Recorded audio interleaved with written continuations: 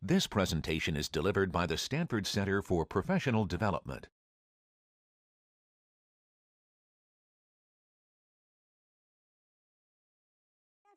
Entrepreneurial Thought Leader Lecture Series, and it's brought to you every single week by the Stanford Technology Ventures Program and by BASIS, the Business Association of Stanford Entrepreneurial Students. It is generously underwritten by Draper Fisher Jurvetson, and it's brought to you every week online by both the Stanford Center for Professional Development and by the Stanford Technology Ventures Program. You can find it online anywhere in the world at ecorner.stanford.edu. Our special guest today is Olivia Fox. A few months ago, someone gave me a copy of her book, The Charisma Myth, and I picked it up and I couldn't put it down. The book is absolutely fabulous. It has incredibly interesting insights about charisma and things that are extremely actionable. So she was generous enough to give us her time today. We're delighted she's going to share her insights on charisma. So without further ado, Olivia.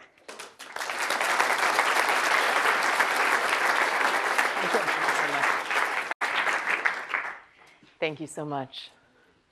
And I'm honored and flattered to see that it's not just standing room only, but 3 rows deep, so the pressure is on.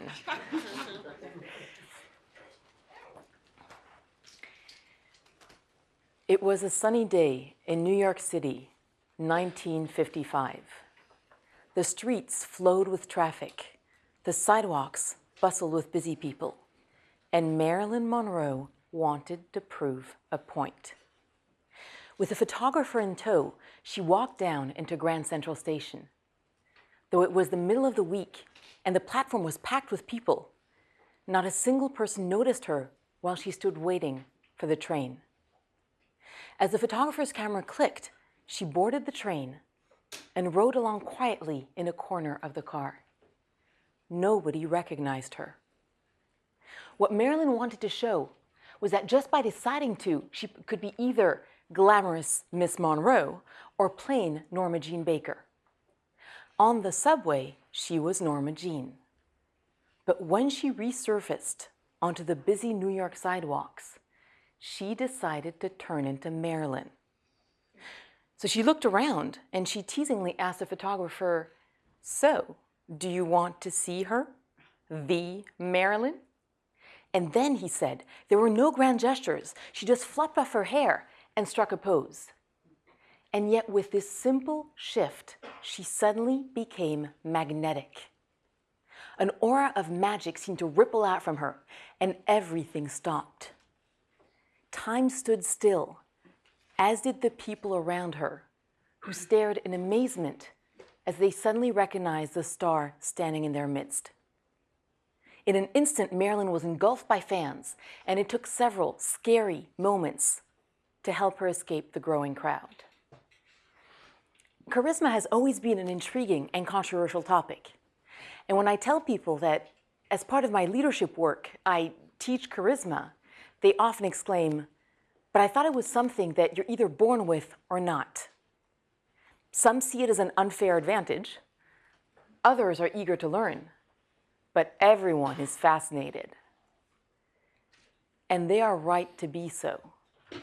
Charisma gets people to like you, trust you, and want to be led by you.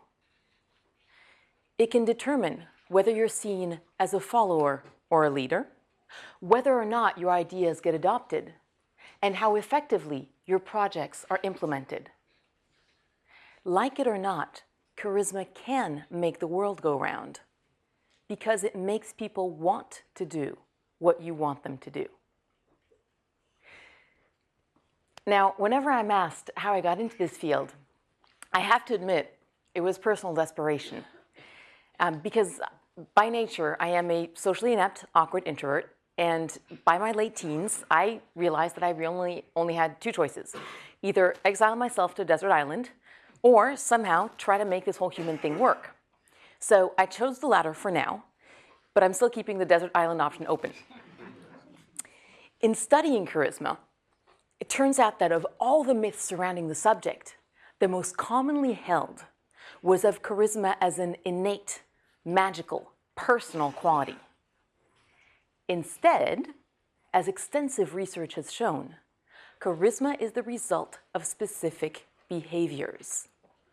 This is the reason, one of the reasons, why charisma levels fluctuate. And as Marilyn demonstrated, it can be there one moment and gone the next. In fact, in controlled laboratory experiments, researchers were able to raise or lower people's level of charisma as if they were turning a dial, just by instructing them to display specific, charismatic behaviors. Charisma has been turned into an applied science. Now, one of the reasons why charisma is mistakenly held to be innate is that, like many other social skills, charismatic behaviors are usually learned early in life when people don't even consciously realize they're learning them. They're just trying new behaviors, seeing the results, and refining them. Eventually, the behaviors become instinctive. Some people, however, make a conscious decision that they're going to learn this whole charisma thing. Steve Jobs is a great example. And if you go to my blog, you'll see a piece called Demystifying the Steve Jobs Magic, showing with videos how he consciously, gradually acquired, step by step, each of the charismatic behaviors we're covering tonight. The blog is called askolivia.com. Now, of course, in learning charisma, not everyone is going to become Steve Jobs, nor Bill Clinton for that matter. But everyone can learn enough charisma to see a measurable difference in their daily lives. So with that said, what are the behaviors that create charisma? Well, they fall into three categories: behaviors of presence, behaviors of power, and behaviors of warmth. All three components of presence, power, and warmth are critical to achieve charisma. The only thing that changes is what kind of charisma you will get, depending on which of these components is strongest. So let's look at each of these components in turn. Presence. When people describe their experience of seeing charisma in action, whether they met Colin Powell, Condoleezza Rice, or the Dalai Lama, they often mention what an extraordinary presence the person had. And presence is the single most requested aspect of charisma when I'm coaching executives. They want to increase their boardroom presence or their executive presence. And they're right to focus on it, because presence turns out to be the real core of charisma, the foundation upon which all else is built. When you're with a charismatic master, take Bill Clinton, for example, he gives you the feeling that he's completely here with you in the moment, present. And I've met hardened Republicans who've told me, Bill Clinton, I hated him before I met him, I hated him after I met him, but while I met him, man, I love the man. Have you ever felt in the middle of a conversation as if only half your mind were present while the other half was busy thinking about something else? Raise your hands if that's ever happened to you. All right then. Do you think the other person noticed? Yes. When this happens, there's a good chance that your eyes will glaze over or that your facial reactions will be a split second delayed. But here's the thing. Because people can read facial expressions in as little as 17 milliseconds, the person you're speaking to will likely notice the smallest delays in your reactions. And on a gut level, they'll get the feeling that something's not quite right, something doesn't quite fit. This delay, technically called an incongruence, can even give them the feeling that you are being inauthentic. Nothing ruins trust or charisma faster than appearing inauthentic. We think we can fake presence. We think we can fake listening. We think that As long as we seem attentive, it's okay to let our minds turn on other things. But we're wrong.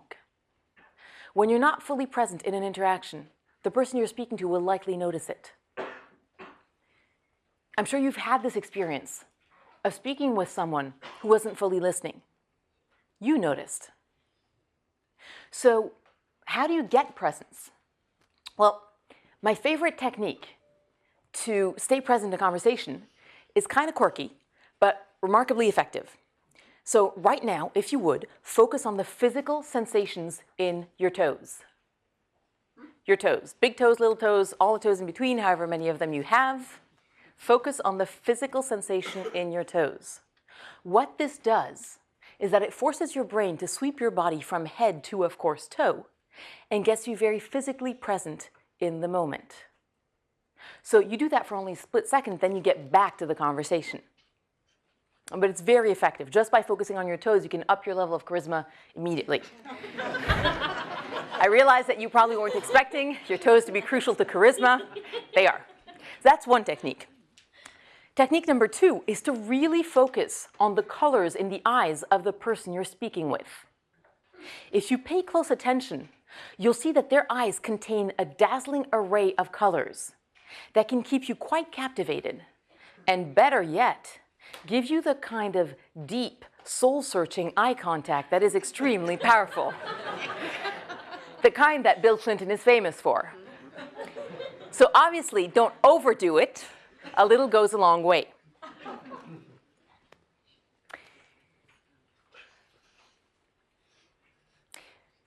Realize that giving people your full presence is one of the most effective ways to make them feel that they are the center of the universe. And guess what? Charisma is not just how you make people feel about you. It's also how you make them feel about themselves.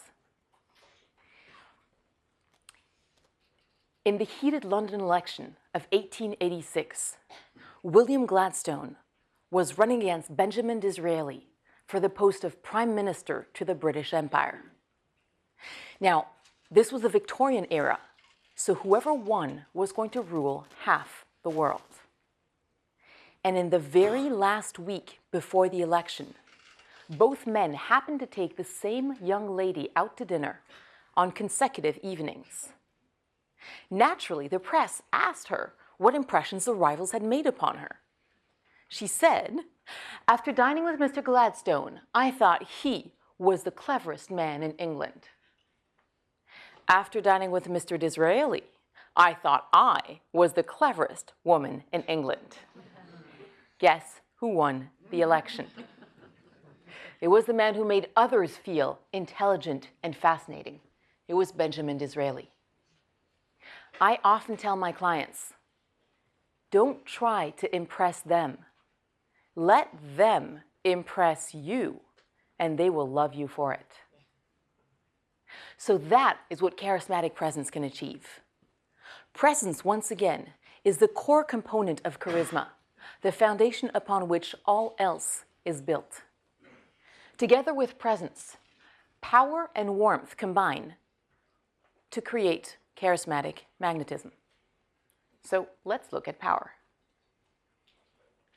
Power is not commanding an army.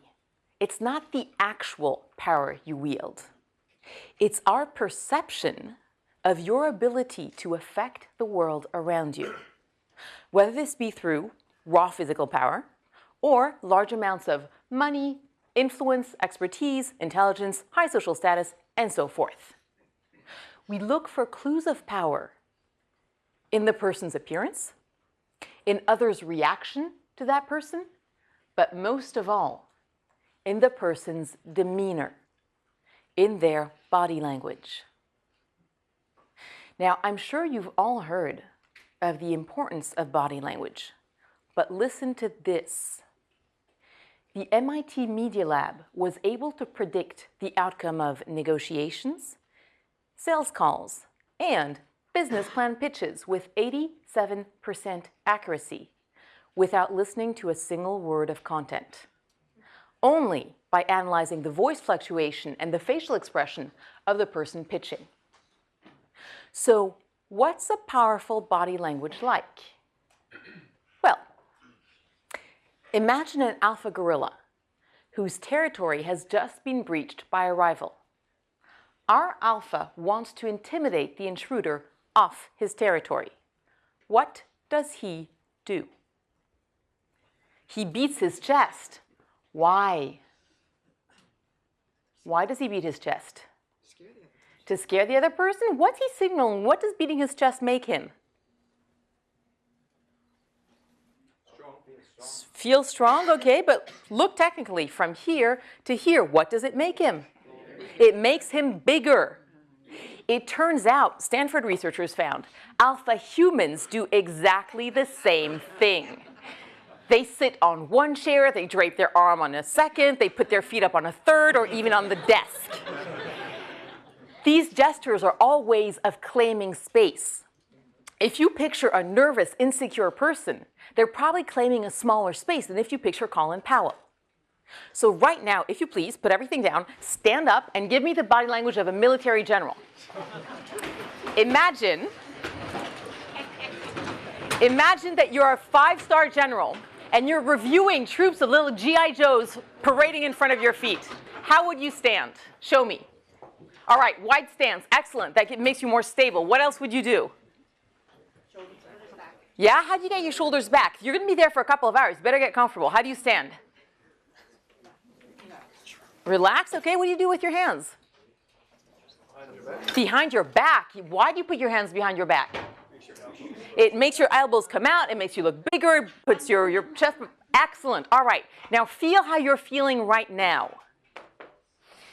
When people adopt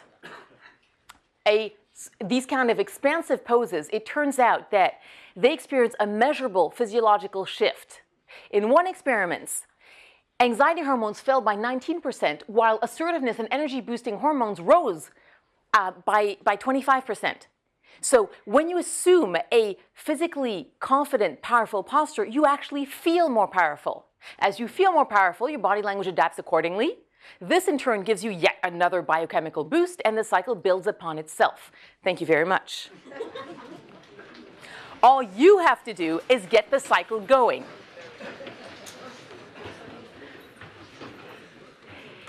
Just like an athlete preparing to perform, you're learning how to play chemist with your own brain.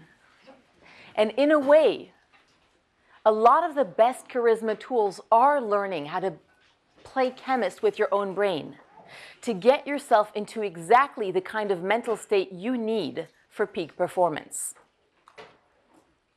And this is, of course, a great transition to the mental side of power. So on the mental side, what hinders our power? The single biggest obstacle isn't lack of bank account funds, it's not lack of influence, and it's not lack of status symbols. The single biggest obstacle is lack of self-confidence. In one of the manifestations of low self-confidence, called the imposter syndrome, people feel that they don't really know what they're doing, and it's just a matter of time before they're found out and exposed as a fraud. This syndrome is estimated to hit 70 to 80% of the population, and it hits the highest levels of business and education. Every time I speak about this at Harvard, at Yale, at Stanford, at MIT, the room goes so silent you could hear a pin drop.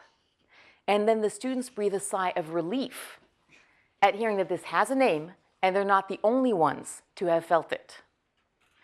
I've heard that every time the incoming class of Stanford Business School is asked, how many of you in here feel that you are the one mistake the admissions committee made? 2/3 of the students immediately raise their hands. Dismantling the imposter syndrome is a 3-step process. The first step is destigmatizing, which means lifting the stigma of shame off the experience. Destigmatizing is crucial because shame is a real performance killer. Of all the emotions the human being can feel, shame is one of the worst. Which is why destigmatizing is so important, and if you are leaders, you have a critical responsibility. Because as leaders, it's you that people turn to understand how they should feel about their experience. As leaders, you are by definition the alphas of your pack. People will turn to you to know how they should react to events and situations, so you can help them destigmatize by understanding this feeling as normal, natural, and entirely common. Now, if destigmatizing was step 1, detaching is step 2. The key to detaching is understanding that our thoughts are not necessarily accurate at all. Just because a thought is in our head does not mean it has any validity whatsoever. In one well-known study, Harvard researchers asked students to watch a video in which 2 teams played basketball and count the number of passes made by one of the teams. Afterwards, the researchers asked the students, "Did you notice anything unusual about the video?" Some of you know where this is going. And the students said, "No, but we can tell you the number of times they passed the ball." What over half the students had missed is that midway through the game, a woman dressed in a gorilla suit walked onto the court, waved her arms at the camera, and walked off court again. Now, if you think you'd do better, let's try something out together right now. Look around the room and pick out really closely everything that is blue. Really closely, everything that's blue. You're going to get about 30 seconds. Be really careful.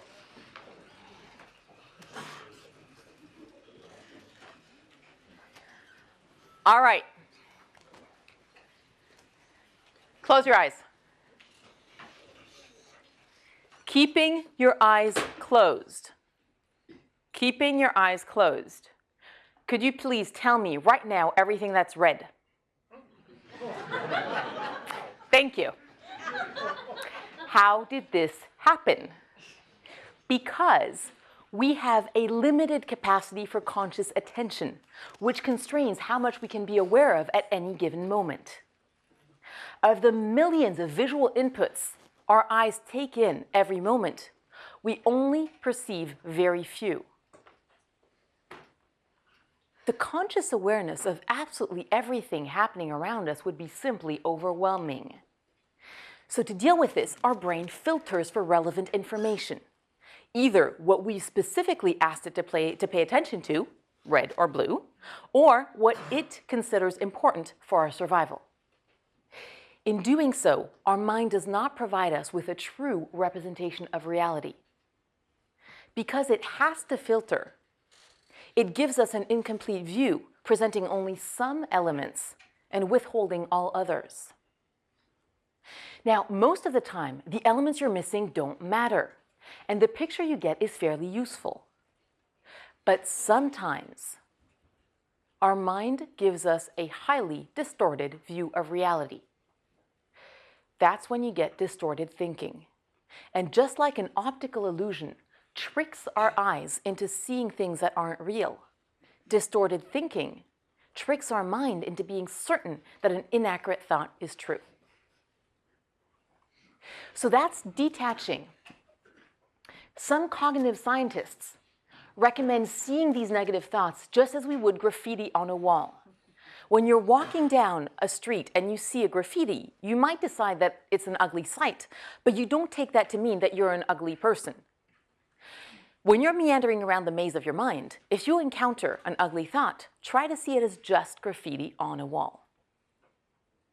Detaching was step 2 of the dismantling process after destigmatizing. Step 3 is learning how to rewrite reality. And since it's actually a key tool for warmth, we're going to see it under the warmth section. Warmth, simply put, is how much someone gives us the impression that they like us. Warmth tells us whether someone would be inclined to use whatever power they have in our favor. We perceive warmth almost entirely through body language and behavior. It's evaluated even more directly than power.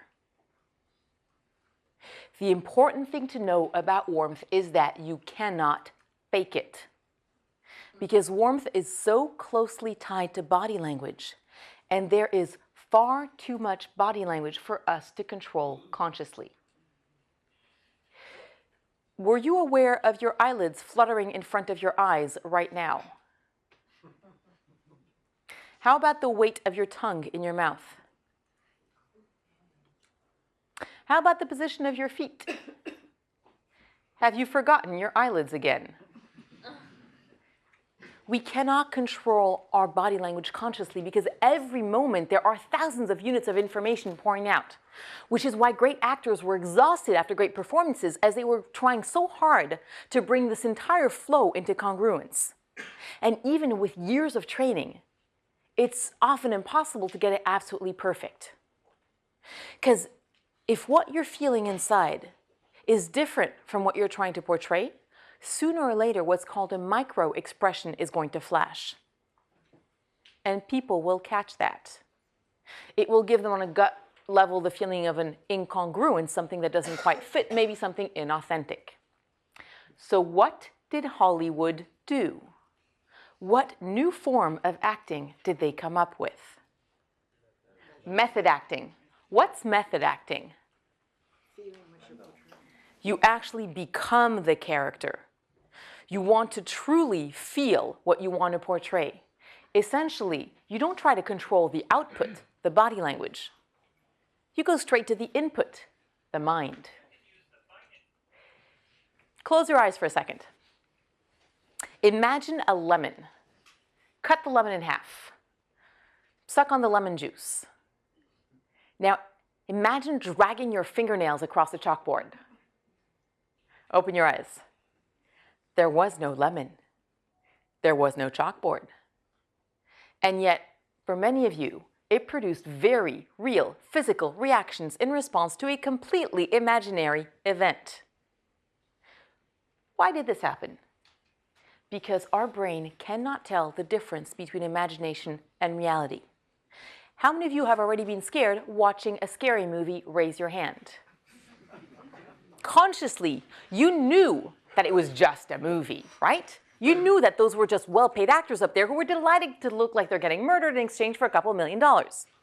But subconsciously, your brain sees blood and guts on the screen. It sends you straight into fight or flight mode, adrenaline rushing through your system. In medicine, this is called the placebo effect. And you're going to get the chance to try it out for yourselves. So right now, could you please find someone in the room that you do not like? I'm kidding. Turn towards your neighbor. Find a neighbor, turn towards them, and look closely at their eyes. Stay silent. Look closely at their eyes. All right. When you're ready, close your eyes. Close your eyes, ladies and gentlemen. I want you to think of a problem at work. Something annoying, irritating, something of which the outcome is uncertain. Something embarrassing, something potentially harmful. Really get into the feelings of that problem. Now open your eyes, look at each other. All right, close your eyes. Close your eyes again.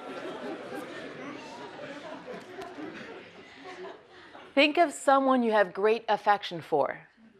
This could be a human being. This could be a pet. This could even be a stuffed animal. And try to get really into those feelings of affection. How much they mean to you and the affection you have for them. Feel into the warmth. Feel into the tenderness. Get into these feelings as much as you can. Now open your eyes and look at each other.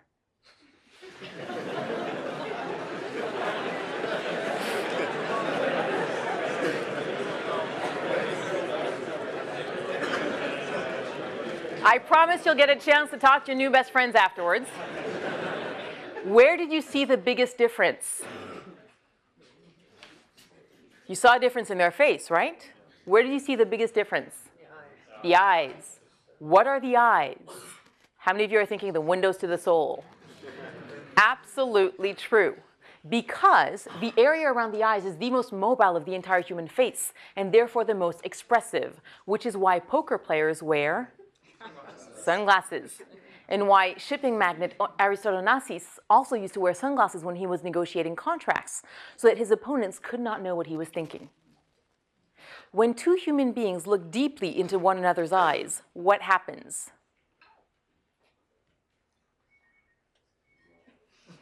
Love, yes.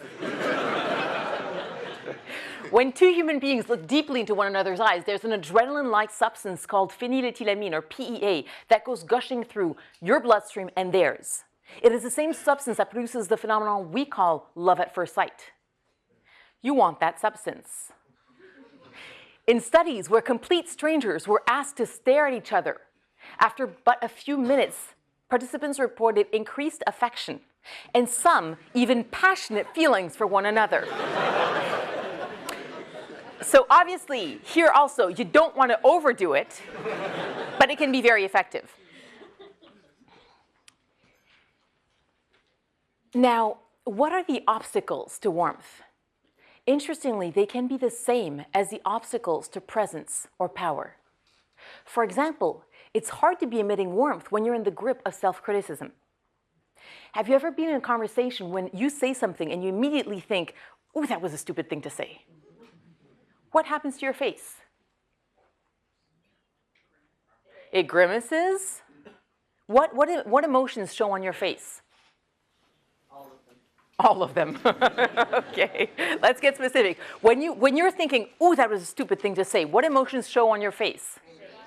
Stress, shame, embarrassment, all that. Coldness, criticism, etc. Yes. Now, this is self-criticism.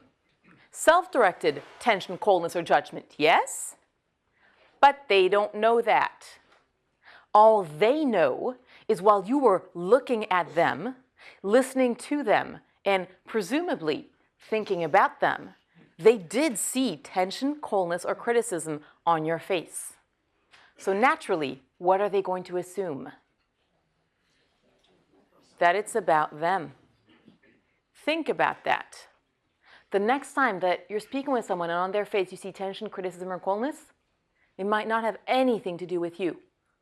In fact, in most cases, I'd say it's self-directed. Never assume your immediate assumption is the valid one. So once you know that your immediate assumption is not necessarily valid, the next step is to choose a more charisma-enhancing one. This is called rewriting reality, and here's how it works. Imagine this. It's 8 a.m. on a Monday morning. You're driving on the freeway on your way to a really important meeting. You'll be given a 30-minute presentation which could change the course of your career. You're focused, you're calm, you're ready. When all of a sudden, a huge black car swerves in front of you, cuts you off. So with your heart racing and your hands gripping the steering wheel, you stomp on the brake. The car keeps swerving in and out of your lane and finally abruptly exits the freeway. What an idiot, reckless driver. Now, what happened to your body during this episode? A fight or flight response made your heartbeat accelerate, your muscles tighten, and stress hormones flood your system. You know you need to get back into a charismatic mental and physical state for your presentation, but you only have a few minutes and you can't get that incident out of your mind. You could try to suppress the anger, but as Stanford researchers found, when people are asked to suppress negative emotions, their internal experience often remains unchanged, and they sustain elevated activation in their amygdala and their cardiovascular system. What if instead, through a fluke coincidence, you were to learn that that apparently idiotic, reckless driver was actually a distraught mother whose baby was choking in the back seat, and it's all she could do to even keep the car on the highway while trying to save the baby's life?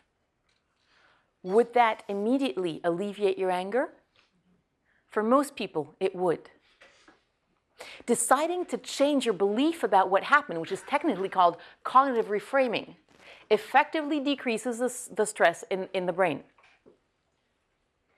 In most situations in life, you'll never find out if it was an idiot driver or a distraught mother. So you might as well choose whichever version of reality puts you in the most useful mental state. So that's how you remove the obstacles to warmth. How do you actually create warmth? Well, the exercise that we did earlier, imagining someone for who you have great affection, actually works. And thanks to the placebo effect, the warmth actually will be genuine, everything will be in congruence, you're fine. However, what if you're dealing with a really difficult person? I'm sure all of you have at least one of them in your lives. If not, come talk to me, I can lend you a few. What do you do then? Well, a couple of things you can try. First, pick 3 things about that person that you can approve of. I don't care if it's that they were on time. If they weren't on time, at least they showed up, or their shoes were shined. What this does is that it sends your brain down a certain path, which then, of course, impacts your body language. Next techniques are related to empathy. Think about their past, their childhood. What was it like growing up in their family of origin and having their awkward teenagehood? Maybe you would have turned out exactly like them. Or as John Bradford put it, there, but for the grace of God, go I. Third technique, imagine they're present. What's happened to them yesterday or this morning? Maybe they're feeling really anxious. And if you're having trouble getting into an empathetic state, go nuclear. I don't care what you have to imagine. Whatever is the worst scenario you could possibly imagine, whether it's their spouse asking them for a divorce that morning, whether they've lost their 2.5 children that day, anything that works. The brain does not know the difference between imagination and reality. So, with that said, I think that's just about all we can say about warmth. So to recap once more, charisma is presence, power, and warmth. All 3 components are critical to achieve charisma. The only thing that changes is what kind of charisma you get, depending on which element is strongest.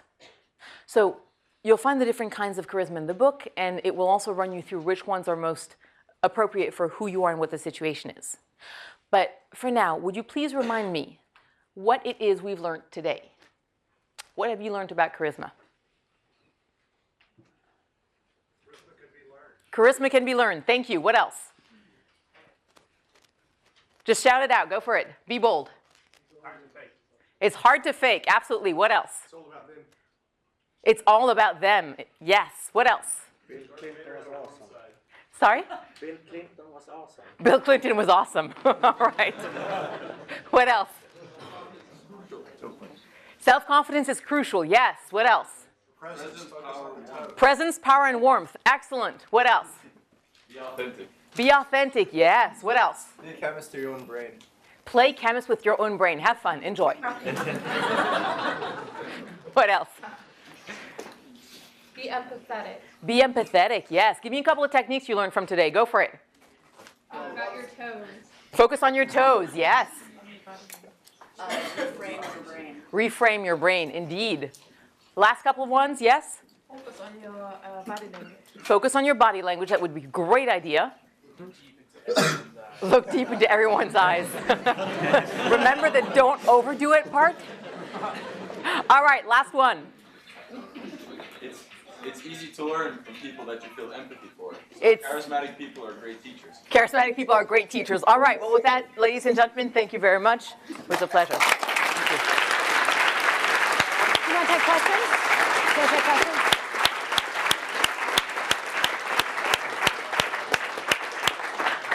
So we have about, I think, 4 minutes for questions. So floor is open. I know charisma is important. It's how real world works. But how do you know that you're not manipulating others? And How do you know that you're not manipulating others? You are manipulating others. Charisma is a tool like any other. It's an asset like any other, like intelligence, like good looks, like connections, like anything else. The cliche I usually give is that a knife in the hands of a surgeon or in the hands of a criminal is the same tool. The only thing that matters is your intent. So that I will leave with you what your intent is. What is something you can do each day to practice? Ooh, good. What's something you can do each day for practice? Well, this gets interesting. Get your energy levels up. So play chemist with your own brain, work out in the morning. Whatever it takes to get your energy level up. 2, do improv. Actually, it's going to get really interesting. So here are the 3 things I often recommend to clients. 1 is improv. And short form improv is one of the best things you can do for your confidence on stage, your interactions, etc. 2, martial arts. So my predilection is Brazilian Jiu-Jitsu. You want something with real contact, not some sissy sport like Taekwondo. I apologize to anyone who has Taekwondo in the audience. Brazilian Jiu-Jitsu, most seriously, Brazilian Jiu-Jitsu, Judo, something that will teach you to own the space around you. An alternative is yoga, if you want to go that route. The third, I have nothing against yoga. I'm a big fan of yoga. The Brazilian Jiu-Jitsu, BJJ. Up the energy up. Getting your energy up. The second was martial arts. Oh, improv. Improvisational theater. My apologies. Improvisational theater. And the third would be tango. All forms of dance are excellent ways of getting to own the stage and learning dynamics. Tango is particularly good because it teaches you the interaction, the power play. Yeah. So, what happens when 2 highly charismatic people meet each other? What happens when 2 highly charismatic people meet each other? It gets really interesting. What you see is the energy levels go through the roof. Really, the energy goes on quite a high. And I didn't have time to cover that today, but there's a whole dark side to charisma. And I'm not talking about the bad things you can do with charisma. That's obvious. I'm talking about the cost of being charismatic to the charismatic person. Charisma can actually have some highly negative side effects. When you get 2 highly charismatic people speaking with one another, you just see the scintillating stuff. It looks pretty, it looks great, there's a high energy, and everyone gets drunk on that high. Yes? How do you deal with someone who appears to be untrustworthy? How do you deal with someone who appears to be untrustworthy? I'm not sure that I would have a charisma-specific response in this situation. So I guess my best answer would be, I don't know. Good luck to you on that one. Yes? You said you should be authentic, but at the same time you say you can learn charisma. Yeah. How does this, in my opinion, it's a little bit a contradiction. How do you reconcile being authentic with learning charisma? So if you recall back to the exercises we did, what we were doing was not controlling the body language, but controlling your mind, yes? And what I'm trying to get you to do is to truly, authentically feel internally the emotions that you want to portray. The other way that I can tell you is, am I being inauthentic by speaking English with you right now? Aha, exactly. English is not my mother tongue. My mother tongue is French. However, I'm choosing to use a language that's going to hopefully get the message across in the best way. Charisma is a language in that same manner, and it's choosing to use the tools which will make your message most effective. Hope this helps. Yes? So, I've read the book entitled The Harvard Negotiation Project. Yeah. And one of the tactics they mention in helping even the playing field is acknowledging openly what the opponent or your negotiating partner is doing. So you can, if they sit you in a small chair and put a light on you, you acknowledge them, and it shuts down the effect. Naming the elephants in the room. So if someone's being charismatic, yeah, and you know they're trying to manipulate you, if you acknowledge Name the charisma. That's a brilliant way of handling it. Absolutely. Very good point. So the Harvard Negotiation Project, which came out with fantastic stuff, amongst which the book Difficult Conversations, which I highly recommend, one of the outcomes of that was that naming a dynamic often eases that dynamic and makes it less powerful. So in this case, if you are certain that someone is intentionally using charisma to manipulate you, naming it can lessen the situation. In the same way, vulnerability can be a wonderful power tool in creating emotional bonds, naming a situation and defusing it. I think we have time for one more question. One more question, whichever it might be. Yes? Can your powerful presence conflict with your portrayal of warmth? Can your powerful presence conflict with your portrayal of warmth? You can actually portray both of them at the same time. This is where it gets really interesting. Because a lot of the power comes through your stance and your posture and your poise. So one quick thing to check if you want to be emanating power is how much and how rapidly you are nodding. Too often, people who are feeling insecure or nervous will have a lot of self-reassuring behaviors, self-touching behaviors, which are seen by behavioral scientists as low-status individual trying to reassure high status, and they will also be nodding because they really want to show you that they're really, really listening to what you're saying. So checking that. So it's more about having the power in your stature. The warmth comes so much, if we're getting specific, from your eyes and your voice. That warm eyes, warm voice, it doesn't matter how much powerful body language you have, it combines very well. Did I answer your question? Yes, thank you. Awesome. Wow. Thank you.